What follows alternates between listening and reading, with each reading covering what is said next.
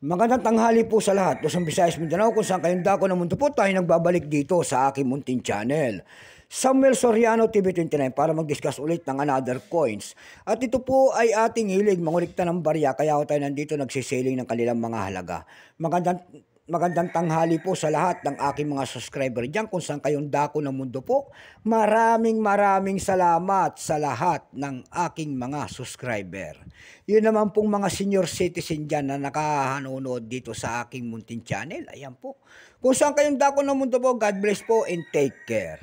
Yun naman pong hindi pa po nakapag-subscribe dito sa aking munting channel at gusto nyo ang ganitong mga topic po about coins, anyayaan ko sana kayo at malaking tulong na po ang inyong gagawin tulad po ng ating pagpindot ng ating subscribe button, like and share para ma-update po kayo sa mga litis ko pang gagawin mga video po.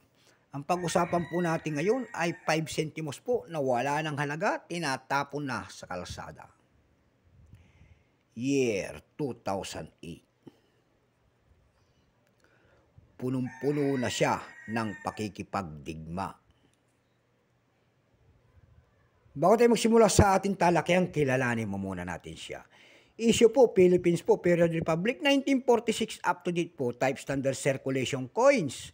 Years 1995 hanggang 2017, value nito 5 centimos po. Nakapaloob po ito sa BSP series. Currency, piso 1967 up to date po. Composition po nito ay copper plated steel. May bigat po itong 1.9 grams. May haba pong 15.5 mm. May kapal po naman itong 1.52 mm. Hugis po, round with a round hole. Orientation niya, middle alignment. Number NDAS 1684. Reference number KM-268. Ito pong year 2008, dalawang variety po ang inilabas. Pero itong atin, ito po ay 2008 large script on both side. Ito po ay 5%. Ayan. May price na po ito doon sa ating nimista.com. Yung kanyang extra fine ay 34 pesos. Ayan.